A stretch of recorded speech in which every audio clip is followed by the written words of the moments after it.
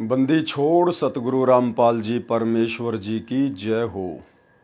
परमपिता परमात्मा सारी सृष्टि के रचनहार, कुल मालिक, असंख्य ब्रह्मांडों के स्वामी, जगत गुरु, तीनों लोकों में प्रवेश करके सबका भरण पोषण करने वाले राजाधिराज, आत्माधार, नाथों के नाथ, देवों के देव महादेव, सर्वेश्वर महेश्वर, मृत्युंजय, अजरो अमर, आदि अनादि सनातनी प्रभु, जगत पिता जगदीश्वर, श्री श्री 1008 की उपाधि के वास्तविक अधिकारी, अकाल मूरत सौद स्वरूपी राम वासुदेव, सर्वगतम ब्रह्म, परम पूज्य, प्रथम पूज्य, परम संत, परम पुरुष, परम धनी, परम दयालु, सत्य कबीर, हक्का कबीर, अल्लाहु कबीर, अल्लाहु अकबर, बाखबर, अल्लाह ताला, जगत के तारणहार, जगत के मुक्तिदाता, जगत के जगन्नाथ, हारे के सहारे, हिंदुओं के राम, मुसलमानों के अल्लाह, सिखों के वाहिगुरु, ईसाइयों के मसीह, दया के सागर दयानिधि, करुणा के सागर करुणानिधि, स्वयंभू परिभू, संकट मोचन, कष्ट हरण, मंगल करण, दुख भंजन, अविगत कबीर, निर्विकार निर्विषम परमात्मा, अलय अलेख सतगुरु, आदि अनादि सतगुरु, असली मर्यादा पुरुषोत्तम, असली राम, असली कृष्ण, असली घनश्याम, असली मुरारी, राजाओं के राजा, महाराजाओं के महाराजा, शहंशाहों के शहंशाह, सम्राटों के सम्राट, भगवानों के भगवान, अल्लाहों के अल्लाह, प्रभुओं के प्रभु, मसीहाओं के मसीह, सच्चे वाहिगुरु, बाबाओं के बाबा, पीरों के पीर, सेठों के सेठ, जगत सेठ, सावड़सा सेठ, सर्वगुण संपन्न, अनंत कोटि कलाओं के स्वामी, अनंत कोटि ब्रह्मांडों के नायक, योगियों में महायोगी, ध्यानियों में महाध्यानी, सिद्धों में परम सिद्ध, ज्ञानियों में तत्व ज्ञानी, ब्रह्म ज्ञानी, महाज्ञानी, परम ज्ञानी, सर्वश्रेष्ठ ज्ञानी, विज्ञानी, युवा कबीर, समृत कबीर, असमवात, अमित ओजा, सच्चे रहनुमा, करीम अल्लाह, सुभान अल्लाह,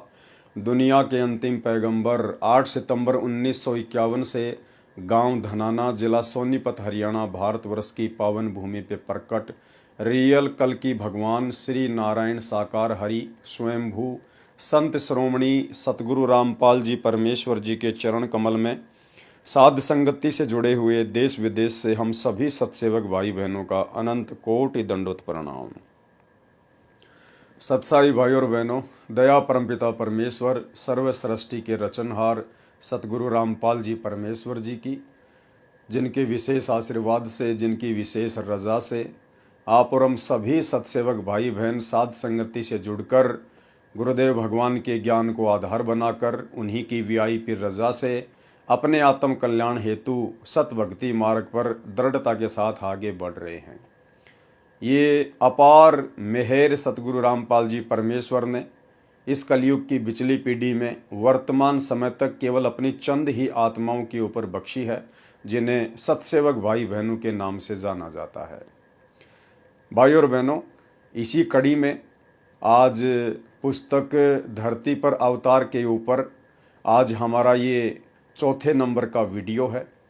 पिछले वीडियो में आप भाई बहनों ने भक्ति मार्ग से संबंधित बहुत सारी अच्छी अच्छी बातें, बहुत सारी रहस्यमयी बातें, सतगुरुदेव भगवान के स्वयं कबीर परमात्मा होने के विषय में पढ़ी है, समझी है, और इसी प्रकार से हम निरंतर दृढ़ होकर भक्ति मार्ग पर आगे बढ़ते चले जाएंगे। सतगुरुदेव भगवान भी यही चाहते हैं कि मैंने इन आत्माओं को सन 1994 से लेकर वर्तमान समय तक जो ज्ञान दिया है, जो लगातार दे रहा हूँ, इस ज्ञान को ही आधार बनाकर जब तक ये आत्माएं भक्ति मार्ग पर अपने सतगुरुदेव भगवान की पहचान करके आगे नहीं बढ़ेंगी, तब तक ये सतलोक के लिए पूर्ण अधिकारी नहीं बन सकती। तो परमेश्वर ने हमें मौका दिया है, परमेश्वर ने हम सबको एक चांस दिया है। हम लोग गुरुदेव भगवान के सत्संगों को गहनता से नहीं ले पा रहे थे, समझ नहीं पा रहे थे, हम सब की बुद्धि ऑफ थी। परमेश्वर ने दया बख्शी, साध संगतियाँ शुरू करवाई, भगत भाई बहनों का हल्का सा ज्ञान योग खोला, और अब परमेश्वर ने रजा बख्शी है। अब परमेश्वर जी के आशीर्वाद से उनके भक्ति मार्ग के गूढ़ रहस्यों की हमें समझ होती जा रही है, और आज हम भगत भाई बहनों की नज़रों में हमारे पूज्य गुरुदेव मात्र कोई मानुष या संत या कबीर जी के भेजे गए अवतार नहीं, बल्कि स्वयं ही कबीर परमात्मा है। और जब तक हम इस बात को अपने दिलो दिमाग में नहीं बैठा लेंगे, अपनी अंतरात्मा में नहीं जचा लेंगे, और ज्ञान आधार से जब तक हम इतने दृढ़ नहीं हो जाएंगे कि इस सृष्टि में यदि कोई कबीर परमात्मा है तो वर्तमान में वो कबीर परमात्मा धरती पर सतगुरु रामपाल जी के रूप में प्रकट है, जब तक ये बात हमारे दिलो दिमाग में नहीं समा जाएगी, भाई और बहनों, हम भक्ति मार्ग पर सफल नहीं हो सकते। क्योंकि सतगुरु भक्ति का मूल होता है। जिस प्रकार शरीर का मूल रीढ़ की हड्डी होती है, उसी प्रकार भक्ति का मूल सतगुरु होता है। सतगुरु के बिना भक्ति एक कदम भी आगे नहीं चलती है। तो भाई और बहनों, हमने अपना तन मन धन सब कुछ अपने गुरुदेव भगवान के चरणों में समर्पित करके और दुनिया की नज़रों में मृत घोषित होकर, उसके बाद यदि हम इस ज्ञान को आधार बनाकर भक्ति मार्ग पर आगे बढ़ेंगे तो हम सफल हो सकते हैं। तो पिछले वीडियो में आप सभी भाई बहनों ने अवतार की परिभाषा के विषय में समझा। जिस प्रकार से सतलोक आश्रमों से जुड़ी हुई 90% संगत अपने पूज्य गुरुदेव को ना पहचान कर उन्हें केवल कबीर जी का भेजा हुआ अवतार ही मानती आ रही है, और कबीर एक कागज के टुकड़े को मान रही है। जी हाँ, कबीर जी की समझे जाने वाली दाढ़ी मूछ वाली काल्पनिक फोटो, नकली फोटो, जो फोटो ना चलती, ना बोलती, ना कोई शंका समाधान करती, ना सत्संग सुनाती, ना नाम दीक्षा देती, उस कागज के टुकड़े को आज भी 90% संगत साध संगति के अभाव में अपना कबीर परमात्मा मान रही है, और प्रति वर्ष जून के महीने में उसको भोग लगाती है और उसका कबीर प्रकट दिवस मनाती है। जबकि जिंदा कबीर सन 1994 से अपने यथार्थ 13वें कबीर पंथ को संचालित करके आप और हम आत्माओं को आत्म कल्याण का मार्ग दिखा रहा है, लेकिन इनकी पहचान अभी तक 90% आत्माएं नहीं कर पाई हैं। तो भाई और बहनों, आप और हम साथ संगत वालों के ऊपर जो रजा गुरुदेव भगवान ने बख्शी है, उसका कोई वार एन पार नहीं है। और इस महा उपकार के लिए हम अपने गुरुदेव भगवान का जितना अनंत कोटि दंडवत धन्यवाद करें उतना ही थोड़ा है। तो भाई और बहनों, अवतार से संबंधित कुछ और बातें हैं जो सतगुरु रामपाल जी भगवान हमें समझाना चाहते हैं, क्योंकि खुलकर सतगुरु रामपाल जी भगवान इस भक्ति नियम अनुसार और काल के साथ किए गए एग्रीमेंट अनुसार नहीं कहेंगे कि बच्चों मैं ही कबीर परमात्मा हूं, मैं ही कबीर भगवान हूं, बल्कि वे अपने आप को कबीर जी से अन्य ही दर्शाते रहेंगे, उनका दास कहते रहेंगे, उनका प्रतिनिधि कहते रहेंगे, उनका कुत्ता कहते रहेंगे। लेकिन उन्होंने हमें जो ज्ञान दिया है और पिछले 30 वर्षों से जिस कदर वे संघर्ष कर रहे हैं ज्ञान मार्ग में, वो सिर्फ इसलिए कि मेरे से उपदेश प्राप्त करने के बाद ये आत्माएं मेरे तत्व ज्ञान को आधार बनाकर इस निष्कर्ष पर स्वतः ही पहुंच जाएं कि हमारे पूज्य गुरुदेव शतलोक से कबीर जी के द्वारा भेजे गए कोई प्रतिनिधि, कोई दास नहीं है, ये स्वयं ही कबीर भगवान है। उस दिन ये परमेश्वर असल में आप और हमें अपने हृदय में जगह देगा। तो आज हम पुस्तक धरती पर अवतार के ऊपर पार्ट नंबर 4 के माध्यम से आगे बढ़ते हैं, और क्या कुछ सतगुरु रामपाल जी भगवान हमें समझाना चाहते हैं। हालांकि भाई और बहनों, ये पुस्तक सतगुरु रामपाल जी भगवान ने नहीं लिखी है, ये उनके किसी फॉलोवर ने लिखी है, डॉक्टर सरदार सूरजपाल सिंह MA PhD ने। और जिस प्रकार भाई और बहनों परमात्मा के द्वारा जो सदग्रंथ पहले लिखवाए गए थे, जैसे कबीर सागर या अन्य जो बहुत सारी धार्मिक पुस्तकें, आगे चलकर काल प्रेरणा से उन पुस्तकों में बहुत सारी मिलावटें कर दी गई। उसके बाद परमात्मा ने खुद ही गरीबदास जी के रूप में आना पड़ा और उन सभी मिलावटों को शुद्ध किया और एक नया ग्रंथ लिखा, सदग्रंथ साहिब। ठीक इसी प्रकार काल प्रेरणा से सतगुरु रामपाल जी परमेश्वर जी के भक्ति मार्ग में उन्हीं के भक्तों के द्वारा जो पुस्तकें लिखी गई हैं, उन पुस्तकों में उन्होंने अपने सतगुरु को कबीर परमात्मा के रूप में ना पहचान कर कुछ ज्ञान तो सतगुरु रामपाल जी के सत्संगों से ले लिया, कुछ उनकी पुस्तकों से ले लिया और कुछ अपनी मनमानी बातें इन पुस्तकों में लिख दी और भगत समाज के सामने पेश कर दी। अर्थात उन भक्तों के द्वारा लिखी गई पुस्तकों में भी मिलावट है। अब परमेश्वर ने दया बख्शी है, साध संगतियों के माध्यम से अपने बच्चों को निमित्त बनाया है, ताकि हम अपने गुरुदेव के तत्व ज्ञान को आधार बनाकर और जो मिलावट की गई है, जो मनमानी लिखावट है, उसको हम साइड में कर देंगे और जो वास्तविक जो वस्तु है, जो हमारे विश्वास को दृढ़ करेगी, जो हमें ये पहचानने में सहायता करेगी कि हमारे गुरुदेव भगवान ही कबीर परमात्मा हैं, उन चीजों को हम गुरुदेव के तत्व ज्ञान को आधार बनाकर आसानी से समझ लेंगे। तो पार्ट नंबर 4 पे आज हम चलेंगे और पुस्तक धरती पर अवतार का ये पेज नंबर 28 है। धरती पर अवतार संपूर्ण। कबीर परमेश्वर जी द्वारा स्वयं अवतार धारण करने की भविष्यवाणी। यहां पर इस लाइन में सतगुरु रामपाल जी परमेश्वर जी ने बिल्कुल क्लियर कर दिया है कि कबीर परमात्मा कभी भी अपना कोई अवतार धरती पर नहीं भेजता है और ना आज तक के भक्ति इतिहास में, और जब से ये 21 ब्रह्मांड की सृष्टि चलायमान है तब से लेकर वर्तमान समय तक कबीर जी ने सतलोक से अपने किसी भी अवतार को यहां नहीं भेजा है। और यहां स्पष्ट रूप से लिखा जा रहा है कि कबीर परमेश्वर जी द्वारा, यानी कबीर जी के द्वारा स्वयं अवतार धारण करने की भविष्यवाणी। कबीर जी के द्वारा खुद ही अवतार रूप में धरती पर आना, ना कि कबीर जी के द्वारा किसी अन्य को अवतार रूप में भेजना, जिस प्रकार काल अपने अंश अवतार धरती पर सर्जन करता है। तो इस लाइन से बिल्कुल क्लियर हो जाना चाहिए कि कबीर जी अपना कोई अवतार कभी भी नहीं भेजते हैं और ना उन्हें अपना अवतार भेजने की आवश्यकता है, क्योंकि कबीर जी समर्थ हैं और कबीर जी का काम कबीर जी के अलावा उनकी आत्मा नहीं कर सकती है। तो वाणी बिल्कुल क्लियर कर रही है कि कबीर जी खुद ही अवतार धारण करके आते हैं, ना कि अपने लोक से किसी आत्मा को अवतार रूप में भेजते हैं। कबीर परमेश्वर जी द्वारा स्वयं अवतार धारण करने की भविष्यवाणी।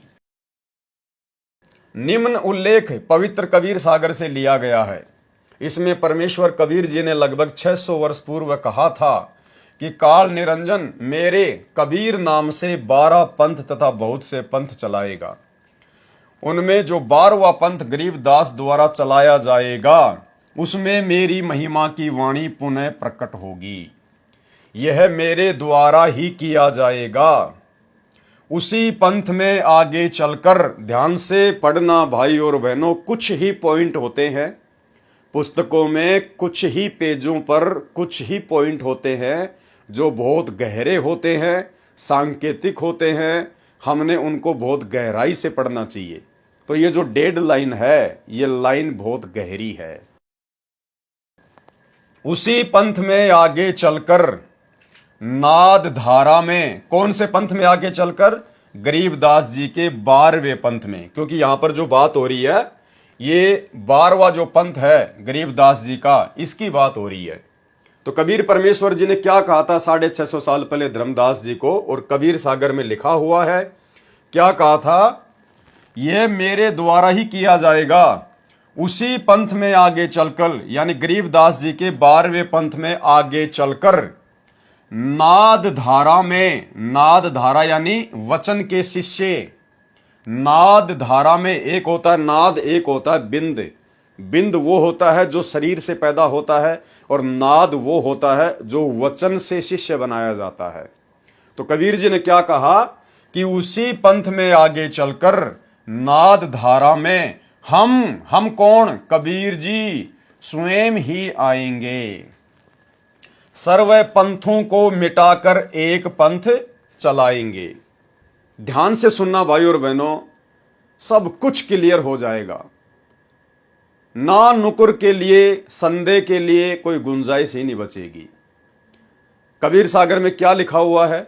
कबीर परमेश्वर ने क्या कहा है कि जब 12वां पंथ चलेगा गरीबदास का, उस पंथ में आगे चलकर नाद धारा में, यानी शिष्य परंपरा के तहत हम स्वयं ही आएंगे और सब पंथों को मिटाकर एक पंथ चलाएंगे। तो कबीर जी कौन सी धारा के तहत आएंगे? नाद धारा के तहत। अब भाई और बहनों, आपको मैं इस 12वें पंथ से चली आ रही वो नाद धारा दिखाना चाहूंगा, जिस नाद धारा का यहां पर जिक्र किया गया है। तो भाई और बहनों, ये नाद धारा का पूरा पूरा चार्ट आप जियों के सामने है, आप जी को सब कुछ क्लियर हो जाएगा। कबीर परमेश्वर ने क्या कहा कि आगे चलकर गरीबदास जी के 12वें पंथ में नाद धारा में, नाद धारा यानी शिष्य परंपरा के तहत हम कौन? कबीर जी स्वयं ही आएंगे। तो कबीर जी आए या नहीं आए? नहीं आए तो क्यों नहीं आए, और आए हैं तो कहां हैं? अब हम क्लियर करते हैं। ये नाद धारा की पूरी प्रणाली है। सबसे पहले 650 साल पहले खुद कबीर परमात्मा आए, बंदी छोड़ कबीर साहिब जी महाराज, काशी उत्तर प्रदेश। कबीर जी ने अपनी नाद धारा का शिष्य बनाया, अपने वचन का शिष्य बनाया गरीबदास जी महाराज जी को। 2 नंबर पे कौन है? गरीबदास जी महाराज जी।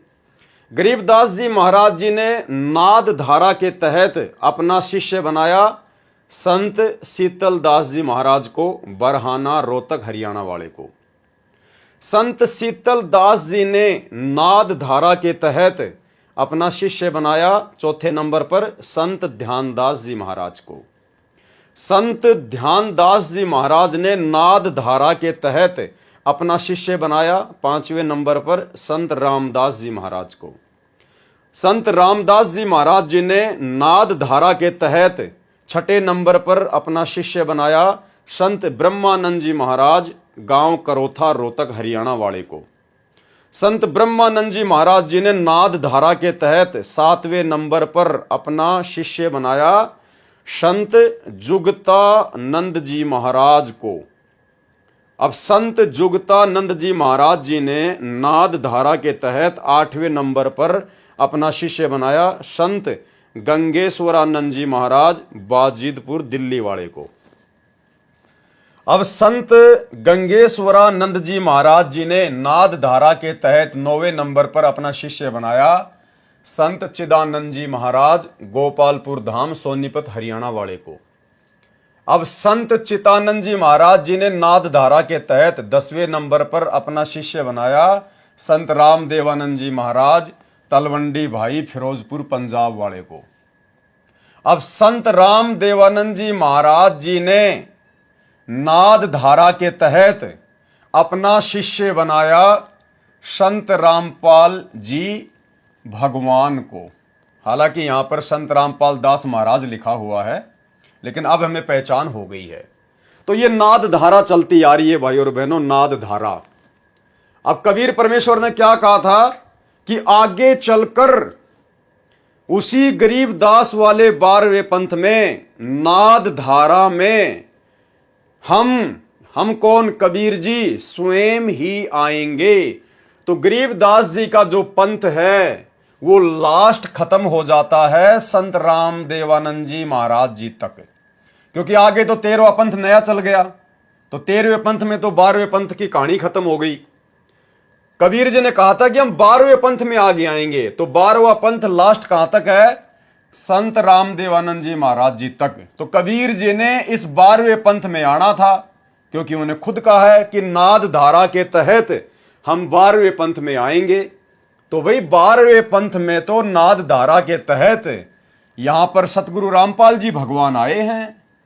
सतगुरु रामपाल जी भगवान, तो कौन है सतगुरु रामपाल जी भगवान?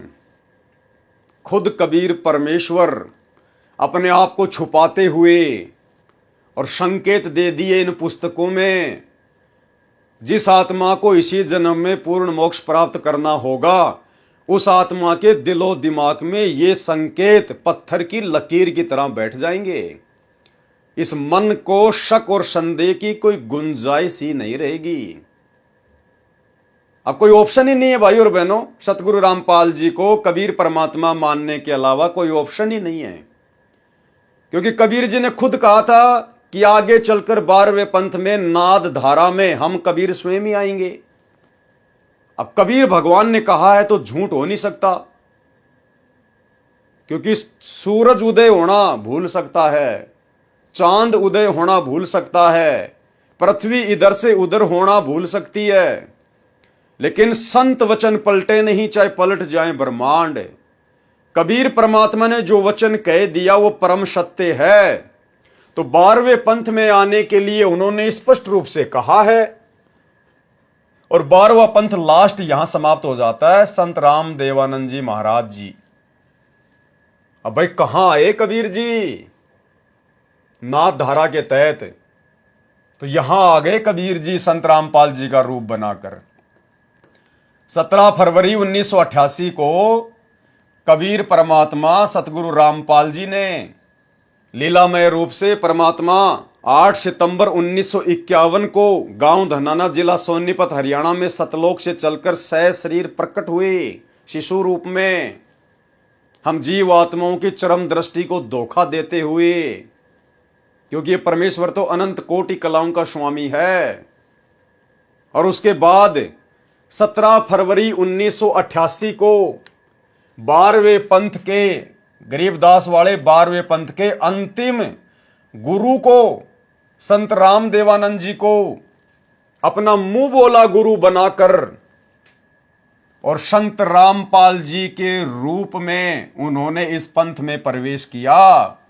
जैसा कि वहां पर उन्होंने लिखा है क्या, कि उसी पंथ में आगे चलकर नाद धारा में, यानी शिष्य परंपरा के तहत हम यानी कबीर जी स्वयं ही आएंगे और सर्व पंथों को मिटाकर एक पंथ चलाएंगे। तो बताओ, अब वर्तमान में सभी पंथों को मिटाकर एक कौन सा पंथ चलाया गया है? यथार्थ 13वां कबीर पंथ। किसने चलाया? सतगुरु रामपाल जी ने। और वहां क्या कह रहे हैं कि मैं कबीर खुद ही वो 13वां पंथ चलाऊंगा, सब पंथों को मिटाऊंगा और 12वें पंथ में नाद धारा के तहत प्रवेश करूंगा। तो ये लीला है परमपिता परमेश्वर जी की, सतगुरु रामपाल जी के रूप में 12वें पंथ में प्रवेश करने की। इसलिए दास आप भाई बहनों को बार बार बोलता है और प्रमाण भी दिखाता है कि हमारे जो दादा गुरुजी हैं संत राम देवानंद जी, ये संत रामपाल जी के गुरु नहीं हैं, बल्कि यहां पर उल्टी गंगा बह रही है, उल्टी गंगा। संत रामपाल जी, संत रामपाल जी संत राम देवानंद जी के गुरु हैं, संत राम देवानंद जी के सतगुरु हैं, क्योंकि ये स्वयं कबीर भगवान है, स्वयं कबीर परमात्मा। और यही सारी बातें समझने के लिए उन्होंने ये तत्व ज्ञान दिया है। आप और हमें कोई नॉर्मल ज्ञान नहीं दिया। श्री राम और भीलनी की कथा सुनाकर टाइम पास नहीं किया, कृष्ण सुदामा की कथा सुना सुनाकर हमारा टाइम पास नहीं किया, मनोरंजन नहीं किया। हमें परमेश्वर ने सृष्टि का सर्वश्रेष्ठ तत्व ज्ञान दिया है, ताकि उस ज्ञान को आधार बनाकर हम इस रहस्य को समझ सकें। अब आप लोगों के अनुसार यदि कबीर जी संत रामपाल जी को 1997 में आके मिले, बहुत सारे जो नादान भाई बहन हैं वो कहेंगे कबीर जी तो 1997 में आए थे। 1997 में भाई उन्होंने तो ये कहा था कि मैं नाद धारा में आऊंगा, शिष्य परंपरा के तहत आऊंगा। तो 1997 में यदि कबीर जी आए हैं तो कौन सी धारा के तहत आए? उन्होंने किसको आके अपना गुरु बनाया? वो तो उनकी बात ही झूठी हो गई, क्योंकि उन्होंने तो कहा था कि मैं तो 12वें पंथ में आऊंगा और मैं तो नाद धारा के तहत आऊंगा, शिष्य परंपरा के तहत आऊंगा। तो भाई जब से सतगुरु रामपाल जी परमेश्वर जी ने नाम उपदेश देना शुरू किया है सन 1994 से, सन 1994 में ही 12वां पंथ समाप्त हो चुका था और कबीर जी आए दाढ़ी मूछ वाले आप लोगों के अनुसार 1997 में। तो कबीर जी तो 12वें पंथ की समाप्ति के 3 साल बाद में आए हैं, मार्च 1997 में। जो आप लोग कहते हो कि दिन के 10 बजे सतगुरु रामपाल जी को मिले, सतनाम और सारनाम का आदेश देकर अंतर ध्यान हो गए, तो वे तो 12वें पंथ के समाप्त होने के बाद में आए हैं। जबकि उन्होंने कबीर सागर में कहा कि मैं तो 12वें पंथ में ही आऊंगा। तो 12वें पंथ में तो सतगुरु रामपाल जी आए हैं। ये हैं कबीर परमात्मा, क्योंकि परमात्मा का वचन कभी फैल नहीं हो सकता। साधु बोले सहज स्वभाव और साधु का बोलिया मिथ्या ना जाए। तो ये स्वयं ही कबीर भगवान है। और एक छोटा सा सत्संग आप भाई बहनों के विश्वास के लिए कि जो महापुरुष यथार्थ 13वां कबीर पंथ चलाएगा वो कौन होगा? वो समर्थ सत्य कबीर ही होगा। तो यथार्थ 13वां कबीर पंथ किसने चलाया? सतगुरु रामपाल जी ने चलाया, 1994 में चलाया।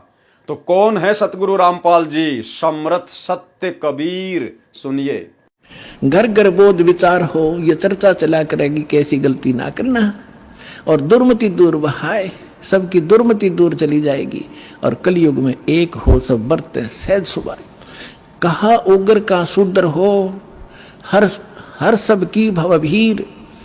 अब कहते हैं उस संत के द्वारा चलाए गए उस पंथ में चाहे कोई निकम्मा आदमी हो उग्र, और चाहे कोई बिल्कुल शूद्र हो, वहाँ कोई भेदभाव नहीं रहेगा, सबको सेट किया जाएगा, सबकी बुराई छुटाई जाएंगी, और वहाँ सबकी ही भीड़ होगी, यानी बहु संख्या में उसके अनुयायी होंगे। कहा उग्र का शूद्र हो, हर सबकी भवभीर, और सो समान दृष्टि है वो समर्थ सत कबीर। उस पंथ का चलाने वाला ये समझ लेना वो समर्थ कबीर ही होगा, जो सबको समान दृष्टि से व्यवहार करेगा, वहाँ ऊंच नीच नहीं रहेगी।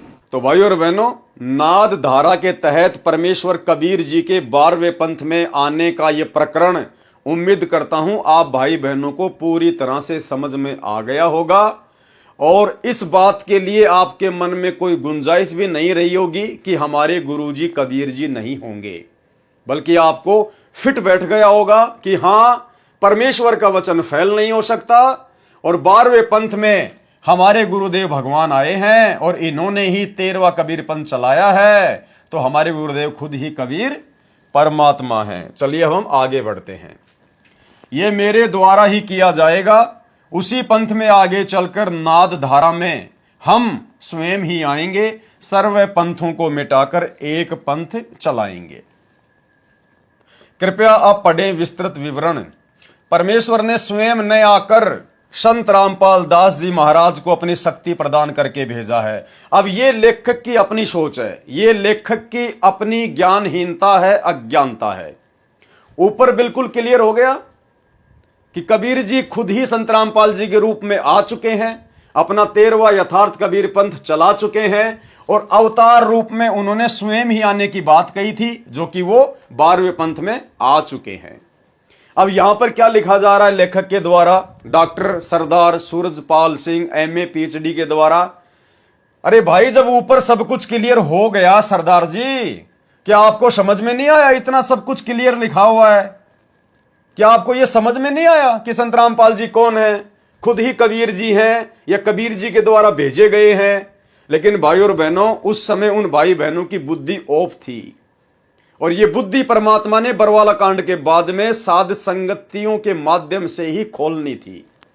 तभी आज ये कंसेप्ट क्लियर हो रहे हैं, समझ में आ रहे हैं।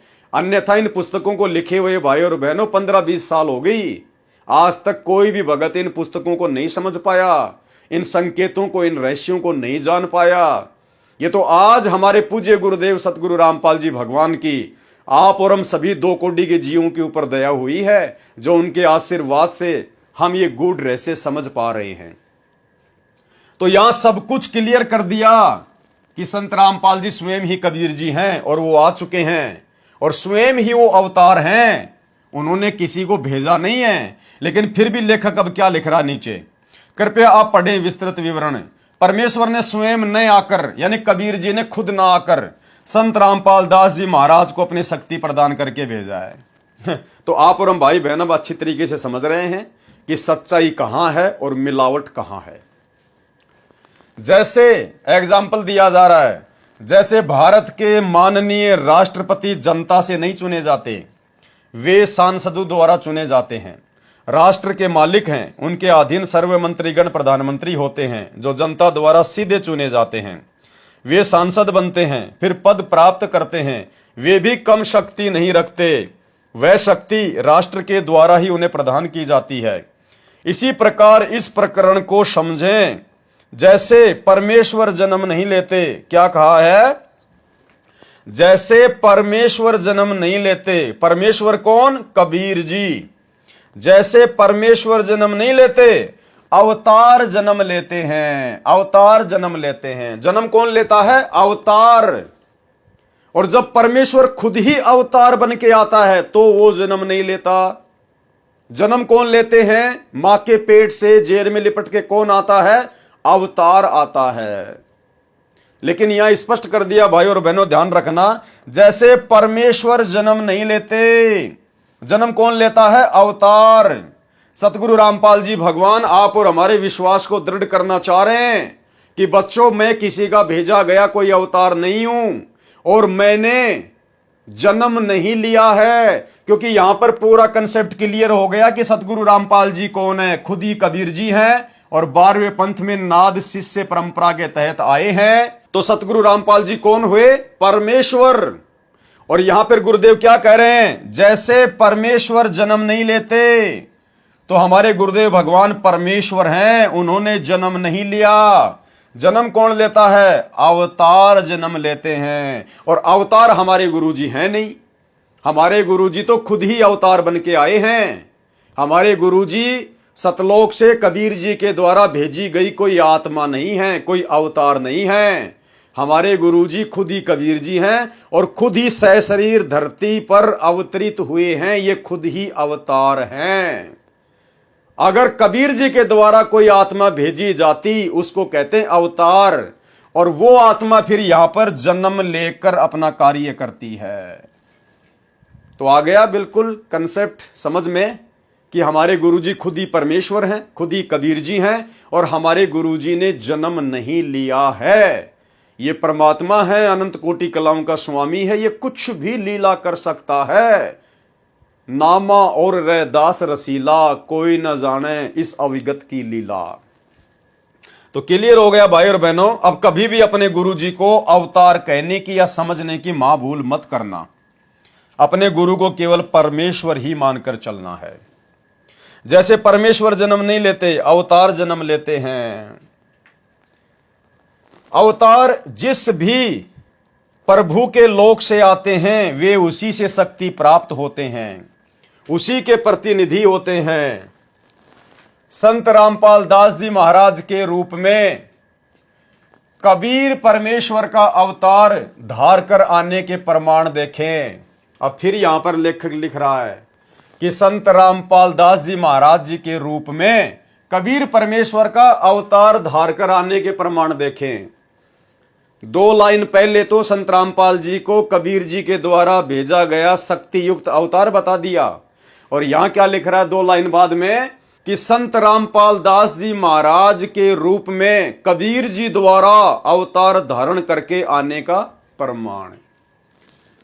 पवित्र कबीर सागर में जो आपके समक्ष फोटोकॉपी सहित प्रस्तुत है, कबीर वाणी कबीर सागर पेज नंबर 136 पर 12 पंथों का विवरण दिया है। 12वें पंथ गरीबदास पंथ 12वां पंथ लिखा है। कबीर सागर कबीर चरित्र बोध पेज नंबर 1870 के विषय में कबीर सागर कबीर वाणी प्रश्न नंबर 136-137 पर वाणी लिखी है कि 12 पंथ चलो सो भेद। अब इसमें हम आगे चलेंगे, हमारे मतलब की चीज हम निकालेंगे, जो ये है जो कि 12वें पंथ के बारे में कही गई है कि 12वें पंथ हम ही चली आवें। किसने कहा? कबीर परमेश्वर ने कहा, 650 साल पहले कहा। कबीर सागर में ये लिखा हुआ है, पेज नंबर आपको बता दिए गए हैं। और क्या कहा उस सतवादी परमात्मा ने, जिसका बोला हुआ कभी झूठ नहीं होता, कि 12वें पंथ हम ही चली आवें। कबीर जी ने कहा था कि गरीबदास जी के 12वें पंथ में हम ही चलकर आएंगे और सब पंथ मिटा एक ही पंथ चलावें। और वीडियो भाई और बहनों आपको पहले दिखा दिया गया है, बिल्कुल क्लियर हो चुका है कि आज धरती पर 13वें पंथ का संचालक वो समर्थ सत्य कबीर सतगुरु रामपाल जी परमेश्वर स्वयं ही है। अब हम आगे बढ़ेंगे। भावार्थ है कि 12वां पंथ जो गरीबदास जी का चलेगा, उस पंथ सहित अर्थात उपरोक्त 12 पंथों के अनुयायी मेरी महिमा का गुणगान करेंगे तथा हमारी साखी लेकर जीव को समझाएंगे, परंतु वास्तविक मंत्र से अपरिचित होने के कारण साधक असंख्य जन्म सतलोक नहीं जा सकते, क्योंकि 12वें पंथ में किसी के पास भी सतनाम और सार नाम नहीं था। उपरोक्त 12 पंथ हमको ही प्रमाण करके भक्ति करेंगे, यानी नाम तो कबीर जी का चलेगा उन 12 पंथों में, लेकिन मोक्ष मंत्र नहीं होंगे, परंतु स्थायी स्थान सतलोक प्राप्त नहीं कर सकते। 12वें पंथ गरीबदास वाले पंथ में आगे चलकर हम कबीर जी स्वयं ही आएंगे तथा सब 12 पंथों को मिटाकर एक ही पंथ चलाएंगे।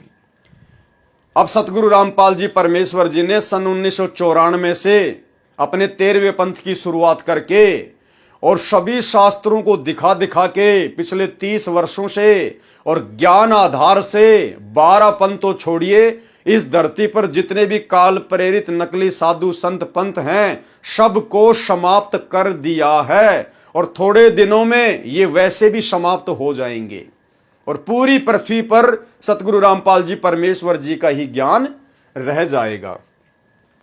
उस समय तक सार शब्द तथा सार ज्ञान अर्थात तत्व ज्ञान छुपा कर रखना है, यानी 12वें पंथ में किसी के पास भी वो सार नाम सार शब्द नहीं था, उसको तो छुपा के रखना था। तो भाई हमारे दादा गुरु जी कौन से पंथ में थे? 12वें पंथ में। और सार नाम के बिना, सार शब्द के बिना मुक्ति नहीं हो सकती, तो हमारे दादा गुरु जी की मुक्ति कैसे हो सकती है? क्योंकि 12वें पंथ में तो किसी के पास सार शब्द था ही नहीं, सार नाम था ही नहीं। अब आप जी ये कहेंगे कि साहब गुरु जी ने सत्संगों में कहा है कि आदरणीय गरीबदास जी से लेकर फिर उनके शिष्य शीतलदास जी, फिर ऐसे ऐसे गुरु शिष्य परंपरा के तहत एक एक आत्मा के पास में वो सार शब्द आ रहा है। कोई सार शब्द नहीं आ रहा, ये तो परमात्मा गुप्त रूप में लीला करते हैं। अन्यथा हमारे मन में ये सवाल खड़े हो जाते कि भाई फिर संत रामपाल जी के पास में सार नाम कहां से आ गया, संत रामपाल जी के पास में सार शब्द कहां से आ गया? तो परमेश्वर ने हम 2 कोटि के जीवों को जितनी हमारी सोच है उस आधार से फिर उनको संतुष्ट भी करना होता है, क्योंकि हम उस संत को तो भगवान मान नहीं सकते, इतनी बुद्धि हमारे अंदर होती नहीं, वो बुद्धि तो बहुत आगे जाके हमारी जो है विकसित होती है। तो फिर संत रामपाल जी से हम कहते कि महाराज जी आपके पास में सार नाम कहां से आ गया, आपके पास में सार शब्द कहां से आ गया? तो फिर संत रामपाल जी हमारी जिज्ञासा को शांत करने के लिए कहते कि भाई देखो ये नाद परंपरा के तहत गरीबदास जी से चलता हुआ आ रहा है और एक एक आत्मा को दिया जा रहा है, और उसी हिसाब से मेरे गुरु जी से मेरे पास आया है जो मैं अब आप लोगों को आगे दे रहा हूं। लेकिन यहां तो बिल्कुल क्लियर है, उस समय तक सार शब्द तथा सार ज्ञान यानी पूरा ज्ञान भी नहीं दिया जाएगा। 12 पंथों में पूरा ज्ञान भी नहीं था। अगर पूरा ज्ञान होता और सार शब्द होता तो संत रामपाल जी को 13वां पंथ शुरू करके सिर में दर्द करने की क्या आवश्यकता थी? तो 12 पंथों तक ना तो मूल ज्ञान था और ना ही मूल मंत्र था। इसलिए दादा गुरु जी को, आदरणीय रामदेवानंद जी को सतगुरु रामपाल जी परमेश्वर जी ने, कबीर परमेश्वर ने वो सार नाम दिया, सार शब्द दिया, और अब उस आत्मा का फिर से जन्म होगा, क्योंकि गुरु का गुरु बनके कोई पार नहीं हो सकता। इस विषय पर दास पहले भी महुआ की साथ संगति में वीडियो बना चुका है। बहुत सारे कंसेप्ट परमात्मा ने उस साथ संगति में दास के माध्यम से क्लियर करवा दिए थे कि पंडित रामानंद जी वाली आत्मा ही वर्तमान में हमारे गुरु सतगुरु रामपाल जी परमेश्वर जी के मुंह बोले गुरु आदरणीय रामदेवानंद जी की भूमिका निभा रही थी, और अब वो आत्मा फिर से जन्म लेगी। और गुरुदेव ने हिसार जेल से आने वाले सत्संगों में भी क्लियर कर दिया कि वो पंडित रामानंद जी वाली आत्मा अब फिर से जन्म लेगी, वो बच्चा फिर से आएगा। और भाई और बहनों, बीच बीच में परमात्मा संकेत भी कर देते हैं कि उनके वर्तमान में जो मुंह बोले गुरु की भूमिका निभा रहे थे, यानी आप और हमारे दादा गुरु जी आदरणीय रामदेवानंद जी महाराज, वो कौन आत्मा थी? भाई और बहनों, आज आप सबको पता है कि आपके गुरुदेव का क्या नाम है।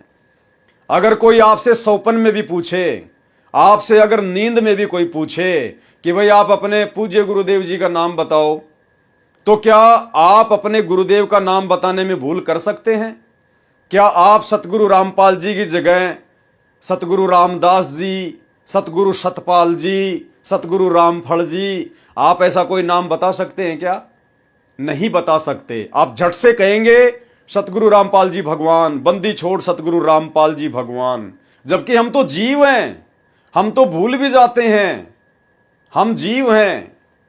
लेकिन सतगुरु रामपाल जी तो अपने मुंह बोले गुरु जी का नाम बताने में भूल नहीं करेंगे ना, क्योंकि सतगुरु रामपाल जी तो कोई जीव नहीं है, वे तो खुद परमात्मा है। लेकिन संकेत उन्होंने कर दिया कि वर्तमान में जो आत्मा उनके मुंह बोले गुरु की भूमिका निभाकर चली गई, वो कौन आत्मा थी? वो पंडित रामानंद था। तो सुनिए एक छोटा सा सत्संग गुरुदेव के मुख कमल से, जिसमें गुरुजी सतगुरु रामपाल जी अपने पूज्य गुरुदेव जी का नाम बता रहे हैं और कह रहे हैं कि मेरे पूज्य गुरुदेव स्वामी रामानंद जी। क्या कह रहे हैं? स्वामी रामानंद जी, ना कि स्वामी रामदेवानंद जी। भाई रामानंद में, रामदेवानंद जी में तो रात दिन का अंतर है। तो परमेश्वर संकेत करते हैं भाई और बहनों, और फिर इतने प्रमाण दे दिए परमात्मा ने, इतने प्रमाण दे दिए। जब 12वें पंथ में खुद ही कबीर के रूप में संत रामपाल जी चल के आए हैं, तो भला संत रामपाल जी के अलावा धरती पर कोई गुरु है क्या जो उनका गुरु बन जाएगा? तो दादा गुरु जी केवल मुंह बोले गुरु बने हुए थे। और ये छोटा सा सत्संग आपको क्लियर कर देगा, क्योंकि जीव को भूल लग सकती है, भगवान को नहीं लग सकती। हम सोच भी नहीं सकते कि गुरु जी को भूल लग गई होगी। अगर इतना भी मन में आ गया, हमारा जीवन बर्बाद है। अरे ये परमात्मा है, परमेश्वर है, जिनके एक वचन से असंख्य ब्रह्मांड चल रहे हैं। अगर इनको भूल लग गई तो ये खंड पिंड ब्रह्मांड टूट टूट के नीचे गिरने लग जाएंगे। तो ये संकेत किया यहां गुरु जी ने, संकेत कि मेरे पूज्य गुरुदेव स्वामी रामानंद जी से मुझे नाम दीक्षा प्राप्त हुई। सुनिए। तो पुण्यात्मा, आज जो समागम चल रहा है ये वर्तमान में, ये उस शुभ दिन के उपलक्ष्य में है जिस दिन मुझ दास का आध्यात्मिक जन्म हुआ। मुझे परम पूज्य मेरे पूज्य गुरुदेव जी स्वामी रामानंद जी से दास को एक नाम की भीख प्राप्त हुई, भिक्षा मिली दास को। और उससे पहले का जो दास का जीवन था वो एक पशु के तुल्य था, अन्य प्राणियों के तुल्य था। बच्चों का पालना, पैदा करना, उनके अंदर ममता मोह बने रहना, ये एक पशु पक्षी जैसा ही मेरा कर्म था। तो भाई और बहनों, वीडियो सुन के भली बात ही आपको समझ में आ गया होगा कि वर्तमान में कबीर जी के रूप में स्वयं सतगुरु रामपाल जी परमात्मा प्रकट हैं। उस समय तक सार शब्द तथा सार ज्ञान अर्थात तत्व ज्ञान छुपा कर रखना है। यही प्रमाण संत गरीबदास जी महाराज ने अपनी अमृतवाणी असुर निकंदन रमेणी में किया है कि सतगुरु दिल्ली मंडल आईसी, सूती धरनी सोम जगाईसी। कौन सतगुरु? गरीबदास जी कह रहे हैं जो मेरे सतगुरु है, जो मुझे छुड़ानी में आके मिले थे जिंदा महात्मा के रूप में, कबीर जी, वही आगे चलकर दिल्ली मंडल में आएंगे। तो 8 सितंबर 1951 को दिल्ली मंडल में कौन आया? सतगुरु रामपाल जी परमात्मा आए। तो सतगुरु रामपाल जी परमात्मा कौन हुए? गरीबदास जी के सतगुरु हुए। गरीबदास जी के सतगुरु कौन थे? खुद कबीर जी। तो सतगुरु रामपाल जी कौन हुए? खुद कबीर परमात्मा। सतगुरु दिल्ली मंडल आईसी, सूती धरनी सूम जगाईसी। पुराना रोहतक जिला, वर्तमान में सोनीपत, झज्जर तथा रोहतक जो पहले एक ही जिला था, दिल्ली मंडल कहलाता है, जो पहले अंग्रेजों के शासनकाल में केंद्र के अधीन था। संत रामपाल दास जी महाराज का पैतृक गांव धनाना इसी पुराने रोहतक जिले में है। सन 1951 में संत रामपाल दास जी महाराज का जन्म हुआ। देखो लेखक ने फिर से जन्म शब्द लिख दिया, क्योंकि भाई और बहनों उस समय बुद्धि ओप थी। 12 पंथों का विवरण कबीर चरित्र बोध सागर पेज नंबर 1870 पर भी है, जिसमें 12वां पंथ गरीब दास लिखा है। कबीर साहिब के पंथ में काल द्वारा प्रचलित 12 पंथों का विवरण कबीर चरित्र बोध, कबीर सागर पेज नंबर 1870 से पहला पंथ है नारायण दास जी का पंथ, दूसरा है यागोदास अर्थात जागू पंथ, तीसरा सूरत गोपाल पंथ, चौथा मूल निरंजन पंथ, पांचवा टकसार पंथ, छठा भगवान दास ब्रह्म पंथ, सातवां सत्यनामी पंथ, आठवां कमाली अर्थात ये कमाल का पंथ जिसने गुरुद्रोही होकर अलग से अपना पंथ बना लिया था, राम कबीर पंथ, 10वां प्रेम धाम परम धाम की वाणी पंथ, 11वां जीवा पंथ और 12वां गरीबदास पंथ। विशेष यहां पर प्रथम पंथ का संचालक नारायण दास लिखा है, जबकि कबीर वाणी कबीर सागर पेज नंबर 136 पर प्रथम पंथ का संचालक चूड़ामणि लिखा है।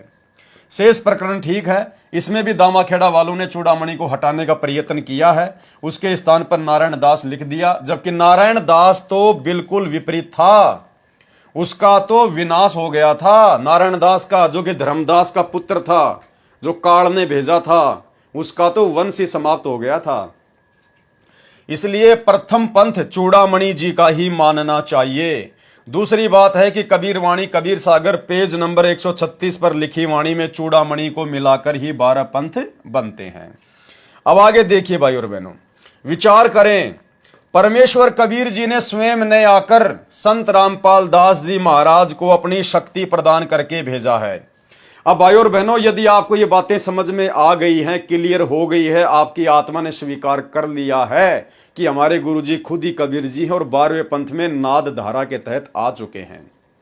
अब जब भी आप इस प्रकार की बातें सुनेंगे ना, जो आपके गुरुजी को छोटा साबित करेंगी, जो आपके गुरुजी को कबीर जी का भेजा गया कोई अवतार बताएंगी, उनका भेजा गया कोई दास बताएंगी, या कबीर जी से थोड़ी बहुत शक्ति लेकर सतलोक से आई हुई कोई आत्मा बताएंगी, तो आपकी आत्मा उन बातों को बिल्कुल भी स्वीकार नहीं करेंगी।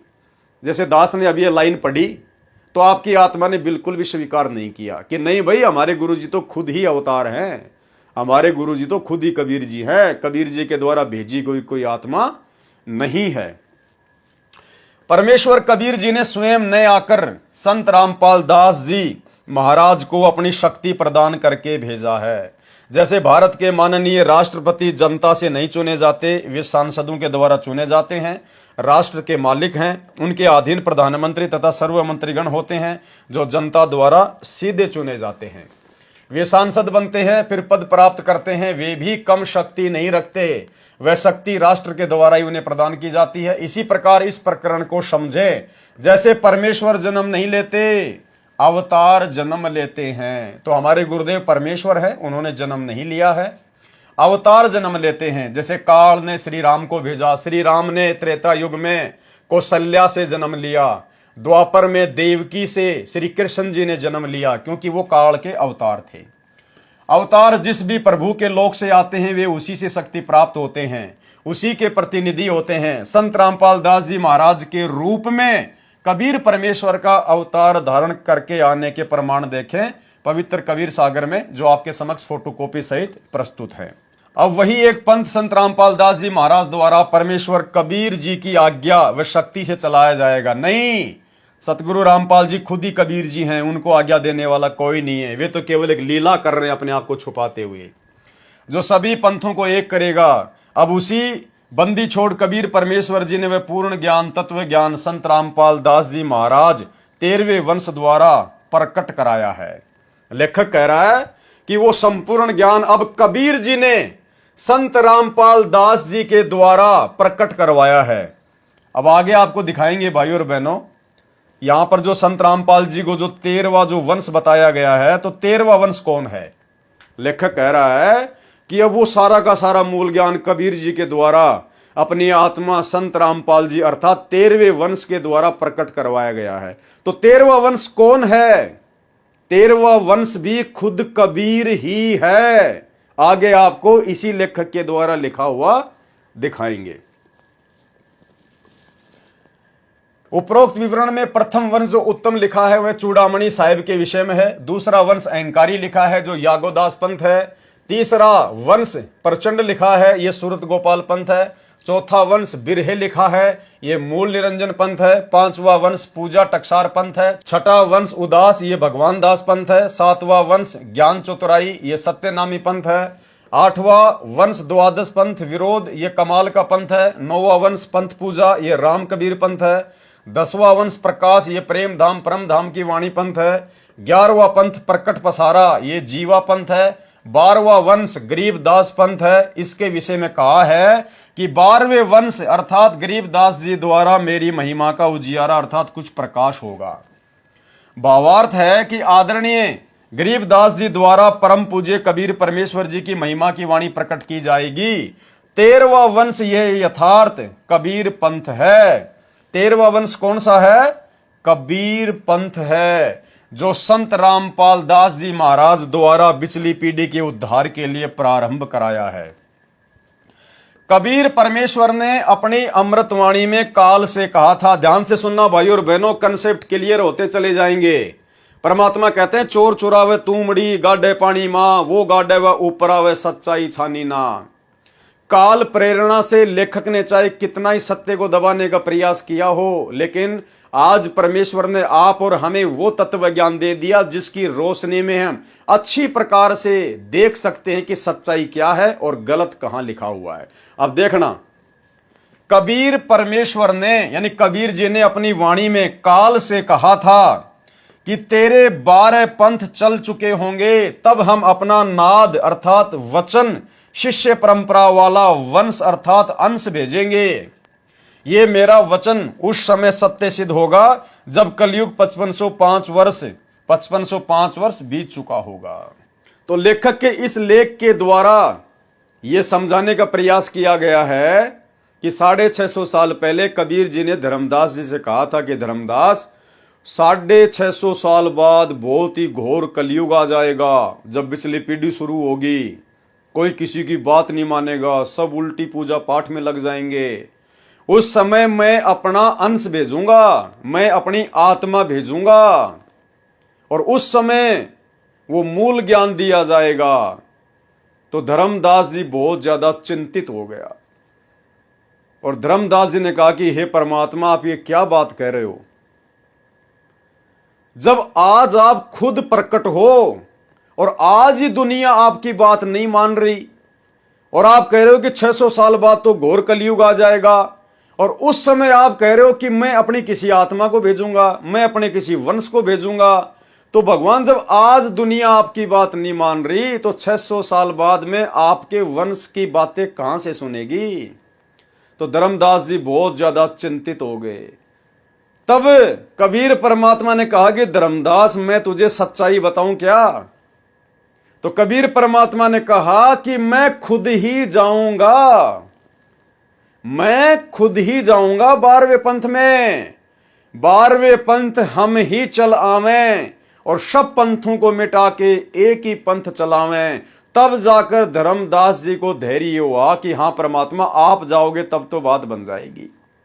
और दूसरी तरफ परमात्मा ने काल के साथ जो एग्रीमेंट किया था उसमें परमात्मा ने इस प्रकरण को छुपाया और परमेश्वर ने काल को कहा कि मेरा वंश जाएगा, मेरी आत्मा जाएगी।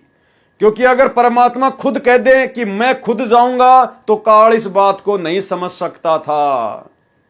इसलिए परमात्मा ने काल के आगे अपने आप को छुपाया और काल के सामने परमात्मा ने कहा कि मेरा वंश जाएगा, और धर्मदास जी को परमात्मा ने सच्चाई बता दी कि मैं खुद ही जाऊंगा। सुनिए, तो परमात्मा ने कहा था कि चौथा युग जब कलयुग आवेगा तब हम अपना एक दास भेजेंगे।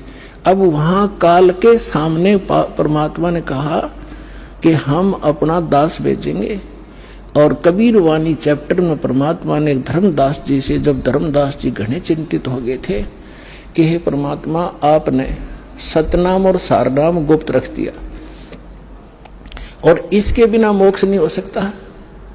आपने मुझ किंकर के ऊपर दया करी दास पे, और 42 वंश भी पीढ़ी बख्श दी, मेरी वंश चलेगा। तो हे परमात्मा, सारनाम और सतनाम बिना पार नहीं हो सकते, तो मेरे बच्चे कैसे पार होंगे? ऐसे कलेजा पकड़ के बैठ गया। परमात्मा ने सोचा भाई ये घना दुखी हो गया। तब परमेश्वर ने कहा कि सुन ले, काल ने क्या कहा था? 12 पंथ करूं मैं साजा, नाम तुम्हारा ले करूं आवाजा। द्वादश पंथ नाम जो लेगी, हमरे मुख में आन समोही। जाओ जोग जीत संसारा, जीवन मन कहा तुम्हारा।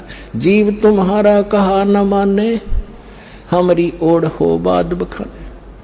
अब इतना समय नहीं रहा, मैं वो सारे प्रमाण आज नहीं दिखा पाऊंगा आपको कि 12 पंथ कौन कौन से हैं। तो 12 पंथ, 12वां पंथ गरीबदास पंथ बताया है, लिखा कवि सागर में। तो परमात्मा ने कहा तू चिंता ना कर धर्मदास, जब 5500 वर्ष कलयुग बीत जाएगा तब या बिचली पीढ़ी आवेगी, और बिचली पीढ़ी तक यो ज्ञान और तत्व ज्ञान और सतनाम सारनाम कति गुप्त रखना है, नहीं तो काल के दूतों का हाथ लग जाएगा, मेरा सारा मिशन खराब हो जाएगा। तो परमात्मा ने देखा कि यो बिल्कुल चिंतित हो गया घना। तब परमेश्वर ने कहा धर्मदास जब साची बताऊं तेरे, तब धर्मदास ने कहा कि भगवान आज कितना अच्छा समय है, कलयुग स्टार्ट है सन 1398 में और 1512 तक है, और आज भी लोग ना मानते, और आप कह रहे हो अगर भयंकर कलयुग पैदा कर देगा, काल ऐसा जुल्म कर देगा, हाहाकार मच जाएगी, इंसान कृतघ्नी हो जाएंगे, तो उस समय कैसे पार होंगे। आज तो आप भी विद्वान हैं और फिर भी ना मान रहे ये लोग। तो परमात्मा ने कहा जब 5500 वर्ष कलयुग बीतेगा और बर्मा वंश चल चुका होगा इस काल का, यानी गरीबदास पंथ तक, तो उस बार में पंथ में मैं आऊंगा स्वयं, तो उस बार में पंथ में मैं आऊंगा स्वयं, तो उस बार में पंथ में मैं आऊंगा स्वयं, और फिर सभी पंथों को खत्म करके एक पंथ बनाऊंगा और सारी सृष्टि मेरा ही नाम लेगी। तेरे 42 वंश क्या सारी सृष्टि न पार करूंगा धर्मदास, इन 42 की तो चिंता छोड़ तू। तब उसका दिल डटा था, और काल के सामने परमात्मा ने थोड़ा सा भेद रखा कि मैं अपना अंश भेजूंगा, और काल के सामने परमात्मा ने थोड़ा सा भेद रखा कि मैं अपना अंश भेजूंगा। तो भाई और बहनों, वीडियो से आपको समझ में आ गया होगा, परमात्मा एक तीर से अनेकों शिकार करते हैं। इसलिए परमात्मा ने धर्मदास को सच्चाई बता दी कि 12वें पंथ हम ही चल आवें और सब पंथों को मिटा के एक ही पंथ चलावें। कबीर परमेश्वर ने अपनी वाणी में काल से कहा था कि तेरे 12 पंथ चल चुके होंगे, तब हम अपना नाद वचन शिष्य परंपरा वाला वंश अर्थात अंश भेजेंगे। ये मेरा वचन उस समय सत्य सिद्ध होगा जब कलयुग 5505 वर्ष बीत चुका होगा। अब भाई 12वें पंथ में नाद परंपरा के तहत तो सतगुरु रामपाल जी आए हैं, ना कि वो डाडी मूछ वाले कबीर जी। वो तो 1997 में आप लोगों के अनुसार आए हैं। अगर 1997 में आए हैं कबीर जी, तो बताओ फिर उनका गुरु कौन था? क्योंकि वो तो नाद धारा के तहत आने की बात कह रहे हैं ना। तो 1997 में जब कबीर जी आए थे, संत रामपाल जी को मिले थे आप लोगों के अनुसार, तो कबीर जी का गुरु कौन था?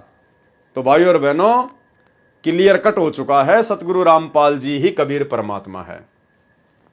ये मेरा वचन उस समय सत्य सिद्ध होगा जब कलयुग 5505 वर्ष बीत चुका होगा, अर्थात सन 1997 में यह वचन सत्य सिद्ध होगा।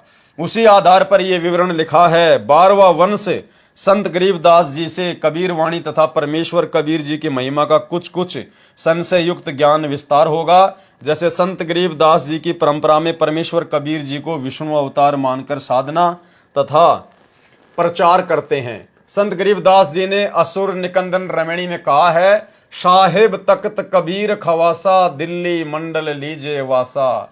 सतगुरु दिल्ली मंडल आईसी, सूती धरणी सुम जगाईसी। तो दिल्ली मंडल में 8 सितंबर 1951 को कबीर जी सतगुरु जी आ चुके हैं। भावार्थ है कि संत गरीबदास जी वाला 12वें पंथ तो काल तक साधना बताने वाला कहा है, इसलिए केवल कबीर महिमा की वाणी ही संत गरीबदास जी द्वारा प्रकट की गई है। उसमें कहा है कि कबीर परमात्मा के तख्त अर्थात सिंहासन का खवास अर्थात नौकर दिल्ली के आसपास के क्षेत्र में आएगा।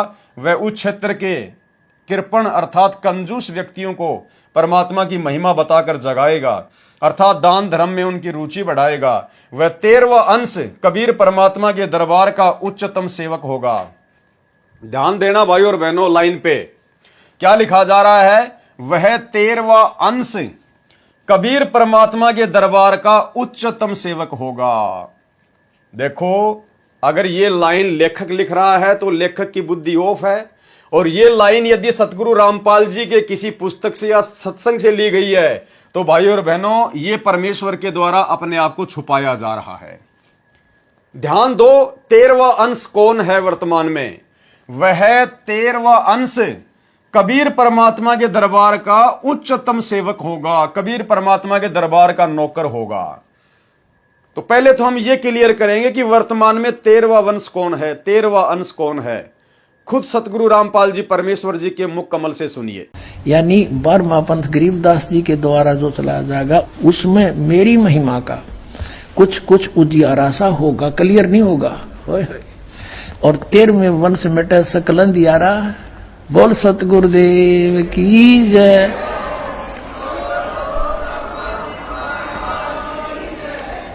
ये 13वां वंश ये दास है जो आपके सामने बैठा है। भाई बच्चों, आप कद पहचानोगे।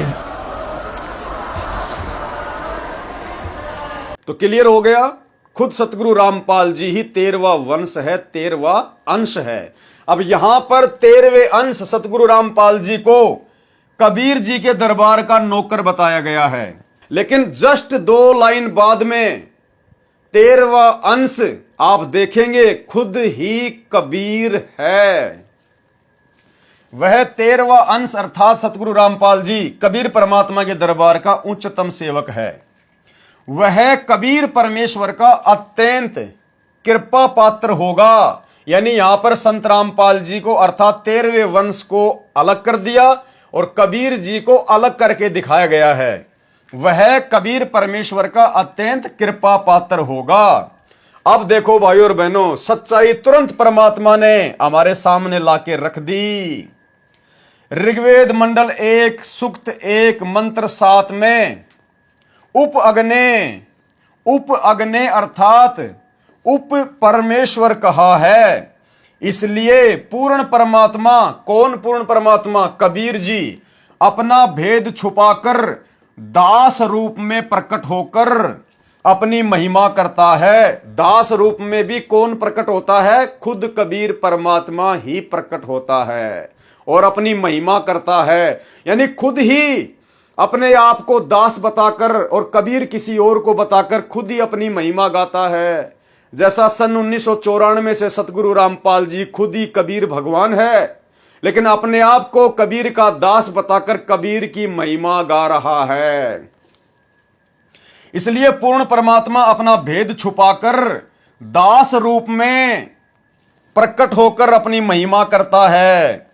इसलिए उसी परमेश्वर को ऋग्वेद मंडल 10 सूक्त 4 मंत्र 6 में तस्करा अर्थात आंखों में धूल झोंक कर कार्य करने वाला तस्कर कहा है। तो सन 1994 से सतगुरु रामपाल जी आंखों में धूल झोल कर ऋग्वेद के अनुसार तस्कर की भूमिका निभा रहे हैं। तस्कर की, आप और हमारी आंखों में धूल झोंक रहे हैं ताकि हम ज्ञान से उनकी पहचान करें, और काल की आंखों में धूल झोंक रहे हैं ताकि वो समझ ना सके कि भाई ये वो संत नहीं हो सकता, क्योंकि उसको पता है कि कबीर भगवान का भेजा गया संत भी आग लगा के रख दे किस ब्रह्मांड में एक क्षण में, तो वो भी डगमग हो जाता है कि यार ये वो संत नहीं हो सकता, कबीर परमात्मा का भेजा हुआ कोई संत नहीं हो सकता, मेरा कोई भाई नहीं हो सकता, जोगजीत नहीं हो सकता। नहीं तो वो तो 1 सेकंड में आग लगा दे यहां पर, क्योंकि काल के द्वारा जितने भी साधु संत यहां भेजे जाते हैं, दुर्वासा है, चुनक ऋषि है, ये 2 मिनट में आंखें लाल कर लेते हैं, श्राप दे देते हैं। तो काल ने सोचा कि यार मैंने करोथा कांड करवा दिया, बरवाला कांड करवा दिया, 21 महीने उस संत को पहले जेल में डाला, 10 साल से अब जेल में बैठा है, ये वो संत नहीं हो सकता, वरना वो तो 2 मिनट में आग लगा दे।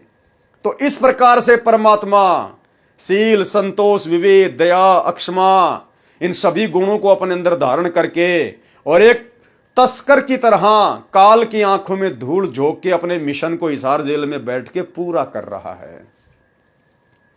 इसलिए उसी परमेश्वर को ऋग्वेद मंडल 10 सुक्त 4 मंत्र 6 में तस्करा अर्थात आंखों में धूल झोंक कर कार्य करने वाला तस्कर कहा है।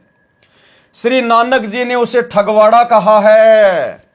इसीलिए 13वें अंश को, 13वां अंश कौन, ध्यान रखना भाई और बहनों, कंसेप्ट क्लियर होने वाला है। इसलिए 13वें अंश को अर्थात संत रामपाल दास को उनका दास जाने, चाहे स्वयं पूर्ण प्रभु का उपशक्ति रूप उपगने समझे। इसलिए लिखा है कि 12वें अंश की परंपरा में हम ही चलकर 13वें अंश रूप में आएंगे। 13वें अंश रूप में कौन आएगा? खुद कबीर परमात्मा ही आएंगे। और यहां पर क्या लिख दिया गुरुदेव भगवान ने कि चाहे तो उस 13वें अंश को, चाहो तो उस 13वें अंश को, इसलिए 13वें अंश को यानी सतगुरु रामपाल जी को कोष्टक में नाम भी लिखा हुआ है, इसलिए 13वें अंश को संत रामपाल दास को उनका दास जानो, चाहे स्वयं पूर्ण प्रभु का उपशक्ति उपगने समझें। इसलिए लिखा है कि 12वें अंश की परंपरा में यानी 12वें पंथ में नाद धारा में हम ही चलकर 13वें अंश रूप में, यानी कौन? खुद कबीर जी ही 13वें अंश रूप में। 13वां अंश कौन? सतगुरु रामपाल जी 13वें अंश रूप में आएंगे। यानी यहां पर तो संत रामपाल जी को कबीर जी से 13वां अंश कह के अलग दर्शाया गया है, और यहां पर 13वें अंश को खुद कबीर जी बता दिया गया है। तो भाई और बहनों, मन में शंका की कोई गुंजाइश नहीं रहनी चाहिए कि हमारे गुरुदेव स्वयं कबीर भगवान हैं। इसलिए लिखा है कि 12वें अंश की परंपरा में हम ही चलकर 13वें अंश रूप में आएंगे, यानी 12वें पंथ में मुंह बोला गुरु बनाकर हम कबीर खुद ही आएंगे और फिर 13वें पंथ को चलाएंगे, 13वें अंश रूप में आएंगे। वह 13वां वंश अंश पूर्ण रूप से अज्ञान अंधेरा समाप्त करके परमेश्वर कबीर जी की वास्तविक महिमा तथा नाम का ज्ञान कराकर सभी पंथों को समाप्त करके एक ही पंथ चलाएगा। अब कौन है वो 13वां अंश? और क्लियर कर दिया भगवान ने, वह 13वां वंश। अभी आपने गुरुजी के मुख से वीडियो सुना, गुरुजी कह रहे हैं बच्चों 13वां अंश ये रामपाल दास है। तो यहां क्या कहा जा रहा है? वह 13वां वंश हम परमेश्वर कबीर ही होंगे। बताओ भाई और बहनों, हाथ कंगन को आरसी क्या, पढ़े लिखे को फारसी क्या, मेरा तो गला बैठ गया। बताइए, हो गया लास्ट में क्लियर? यानी पिछले 2 पेज में कितना गोल मथोड़ किया गया। कभी अपने आप को छुपाया, कभी ऊपर लाया गया, कभी छुपाया, कभी ऊपर लाया गया, और अब लास्ट में जाके बिल्कुल क्लियर कर दिया परमात्मा ने कि भाई वो 13वां अंश कौन है जो 12वें पंथ में नाद परंपरा के तहत आएगा। वह 13वां वंश हम परमेश्वर कबीर ही होंगे, यानी सतगुरु रामपाल जी खुद कबीर परमात्मा ही है। बताइए, ये कबीर सागर का लिखा हुआ पूरा विवरण है इसमें। अब आगे चलिए। अब ये पुस्तक धरती पर अवतार का 37 नंबर पेज है और हम यहां से लेंगे। कबीर परमेश्वर जी द्वारा अवतार धारण का समय, यानी कब अवतार लेंगे कबीर परमात्मा, कब सतलोक से चलकर खुद ही प्रकट होंगे। सत्य कबीर वचन अत सब संवेद की स्फुट वार्ता चौपाई, फोटो कॉपी कबीर सागर बोध सागर, दोहा 5 सहस्र अरु 500 जब कलयुग बीत जाए, महापुरुष फरमान तब जग तारण को आए। हिंदू तुर्क आदिक सबे जेते जीव जहान, सत्य नाम की शाख गह पावे पद निर्वाण, यथा सरितगण आप ही मिले सिंधु में धाए, सत सुकृत के मध्य तिमी सभी पंथ समाए, जब लगी पूर्ण होए नहीं ठीके को तिथिवार, कपट चातुरी तब हिलो सब संवेद निराधार, सभी नारी नर सुध तब जब ठीक का दिन आवंत, कपट चातुरी छोड़ के शरण कबीर गहंत। किसकी शरण ग्रहण करेंगे? कबीर जी की।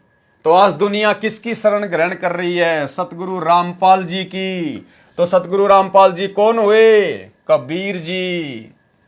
एक अनेक हो गयो पुनि अनेक हो एक, हंस चले सतलोक सब सत्य नाम की टेक। घर घर बोध विचार हो दुर्मति दूर बहाए, कलयुग में एक है सोई बरते सहज सुभाए। कहां उग्र कहां शुद्र हो हर सब की भौवीर, सो समान समदृष्टि है और समर्थ सत्य कबीर। जो सबके प्रति समान दृष्टि रखेगा वो खुद कौन होगा? समर्थ सत्य कबीर ही होगा। वीडियो आप जी पहले देख चुके हैं, एक बार फिर से आपको वो छोटा सा वीडियो दिखा देते हैं जिसमें परमात्मा ने कहा कि जो 13वां वंश चलाएगा वो खुद समर्थ सत्य कबीर ही होगा। सुनिए। घर घर बोध विचार हो, ये चर्चा चला करेगी कैसी गलती ना करना, और दुर्मति दूर बहाए, सबकी दुर्मति दूर चली जाएगी, और कलयुग में एक हो सब बरते सहज सुभाए। कहा उग्र का शूद्र हो हर सब की भवभीर। अब कहते उस संत के द्वारा चलाए गए उस पंथ में चाहे कोई निकम्मा आदमी हो उग्र, और चाहे कोई बिल्कुल शूद्र हो, वहाँ कोई भेदभाव नहीं रहेगा, सबको सेट किया जाएगा, सबकी बुराई छुटाई जाएंगी, और वहाँ सबकी ही भीड़ होगी, यानी बहुसंख्या में उसके अनुयायी होंगे। कहा उग्र का शूद्र हो हर सब की भवभीर, और सो समान दृष्टि है वो समर्थ सत कबीर। उस पंथ का चलाने वाला ये समझ लेना वो समर्थ कबीर ही होगा, जो सबको समान दृष्टि से व्यवहार करेगा, वह ऊंच नीच नहीं रहेगी। परम पूज्य परमेश्वर कबीर जी ने कहा है कि जिस समय कलयुग 5500 वर्ष बीत जाएगा उस समय महापुरुष मेरी आज्ञा से विश्व उद्धार के लिए प्रकट होगा। वह महापुरुष सतनाम का भेदी होगा, वह अधिकारी होगा उस सत्य नाम को प्रदान करने का। विश्व के सर्व हिंदू मुसलमान व अन्य धर्मों में विभाजित मानव तथा अन्य प्राणी भी जो मानव जीवन प्राप्त करेंगे वे सर्व सत्य नाम की महिमा से परिचित होकर उस सच्चे नाम को उस महापुरुष मेरे द्वारा प्राप्त करके पावे पद निर्वाण पूर्ण मोक्ष पद प्राप्त करेंगे। उस मेरे भेजे संत के द्वारा चलाए सत सुकृत पवित्र वास्तविक मोक्ष मार्ग के पंथ में सर्व पंथ ऐसे विलीन हो जाएंगे जैसे सर्व नदियां शवते ही समुद्र में मिलकर एक हो जाती हैं। केवल एक ही पंथ हो जाएगा। जब तक वह निर्धारित समय नहीं आएगा तब तक तो मेरे द्वारा कहा गया यह शवशम वेद निराधार लगेगा, यानी झूठा लगेगा। परंतु जब वह ठीक का दिन निर्धारित दिन आएगा तब सभी स्त्री पुरुष कपट त्याग कर शुद्ध होकर कबीर मुझ सर्वेश्वर कबीर जी की शरण ग्रहण करेंगे। जो सर्व मानव समाज अनेकों धर्मों में विभाजित हो चुका है वह पुनः एक हो जाएगा। सर्व जीवात्माएं भक्ति युक्त विकार रहित होकर हंस बन जाएंगे तथा अविकारी तथा भगत होकर सत्यलोक में चले जाएंगे। उस समय घर घर में परमेश्वर कबीर परमेश्वर का निर्मल ज्ञान चर्चा का विषय बनेगा। सर्व मानव दुर्मति त्याग कर नेक नीति अपनाएगा। इसी कलयुग में जो माया के लिए भागदौड़ मची है वह शांत हो जाएगी। सर्व मानव शांत स्वभाव के बन जाएंगे, चाहे कोई उग्र डाकू चोर या अन्य कारण से समाज को दुखी करने वाला, चाहे कोई नीची जाति का हो, सर्व एक होकर रहेंगे। अब आगे की जो लाइन है भाइयों और बहनों, ये हमारे वीडियो की लास्ट लाइन है और ये लाइन भी बिल्कुल क्लियर कर देगी कि सतगुरु रामपाल जी खुद ही कबीर भगवान हैं, कबीर परमात्मा हैं। क्या कह रही है लाइन?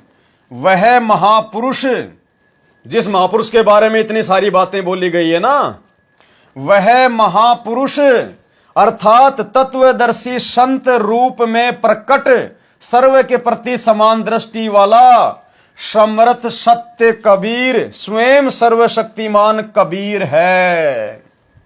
यानी जो कबीर आएगा वो तत्वदर्शी संत की भूमिका निभाएगा।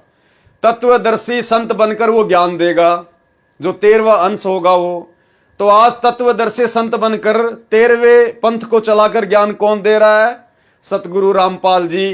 क्योंकि स्पष्ट लिखा है परमात्मा ने, हम जीवों की 2 कौड़ी की छोटी सोच को देखते हुए, ताकि मेरे बच्चे मुझे पहचान लें। वह महापुरुष अर्थात तत्वदर्शी संत रूप में प्रकट तो तत्वदर्शी संत के रूप में कौन प्रकट है भाई? सतगुरु रामपाल जी। वो कौन होगा? सर्व के प्रति समान दृष्टि वाला समर्थ सत्य कबीर, स्वयं सर्वशक्तिमान कबीर है। यानी हमारे गुरुदेव खुद ही कबीर भगवान है, कबीर परमात्मा है। कोई मीनमेख नहीं, कोई संशय नहीं, कोई डाउट नहीं है।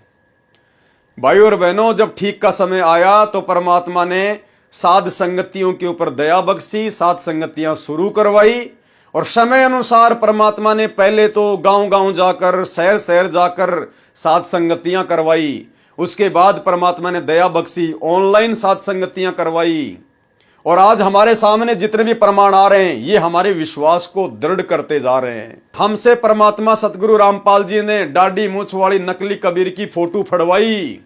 क्यों फड़वाई?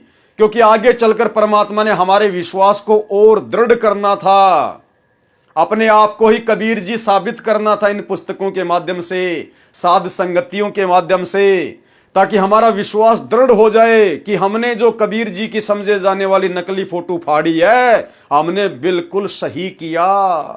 क्योंकि आत्मा का पति एक है, एक कै सादे सब सदै, सब सादे सब जाए, और माली सींचे मूल को फले फूले अघाए।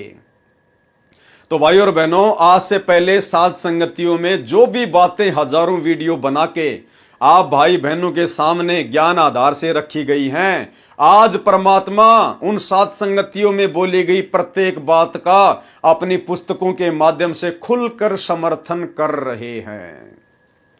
इसलिए हम भाई बहनों को कोई डाउट ही नहीं होना चाहिए कि साध संगतियां किसी पवन दास का चलाया हुआ कोई मनमुखी सिस्टम नहीं है। मैं दो कोडी का जीव, भला मेरी क्या औकात इस परमात्मा के मार्ग में। अल्लाह मेहरबान तो पवन दास पहलवान, और जब तक उनकी दया रहेगी तब तक ही पहलवान रहूंगा। कोई परमानेंट का ठेका थोड़ी है। या जीव अगर जरा भी मान बढ़ाई में आया, अहंकार में आया, अपनी औकात को भूला, उसी समय परमात्मा पीछे से लात मार के और पवन दास जैसे 380 खड़े कर देगा अपने कार्य के लिए।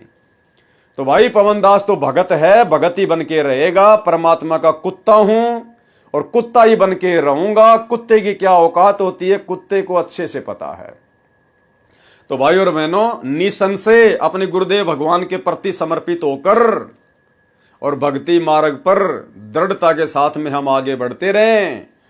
आने वाले दिनों में ये आश्रम वाले तो छोड़ो, ये पूरी दुनिया साध संगति से जुड़ेगी। साध संगति यानी परमात्मा सतगुरु रामपाल जी का यथार्थ 13वां कबीर पंथ, जो नियम आप और हम भाई बहन पिछले 7-8 वर्षों से फॉलो करते आ रहे हैं।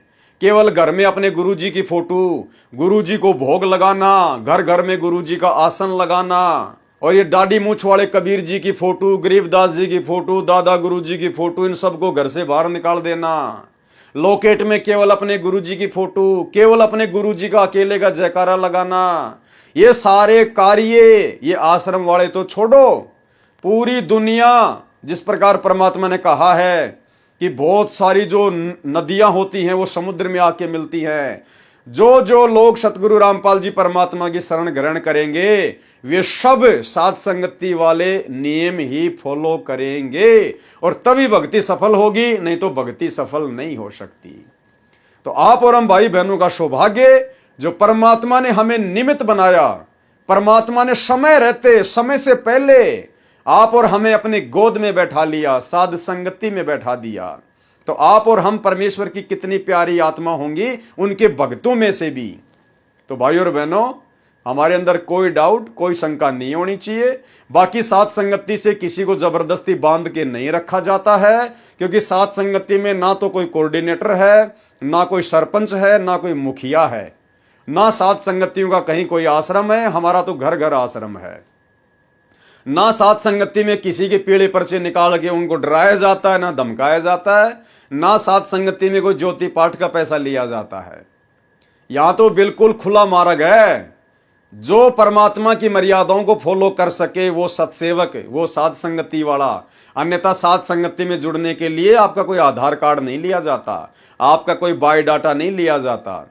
जो आत्मा ज्ञान आधारी है, जिसको भगवान चाहिए, जिसको परमात्मा चाहिए, मोक्ष चाहिए, भैया वो साध संगति से जुड़कर भक्ति कर पाएगा, अन्यथा वो टिक ही नहीं पाएगा। अगर आ भी गया तो ज्यादा दिन नहीं ठहर पाएगा। यहां तो परमेश्वर के हीरे मोती लाल ही रुक सकते हैं।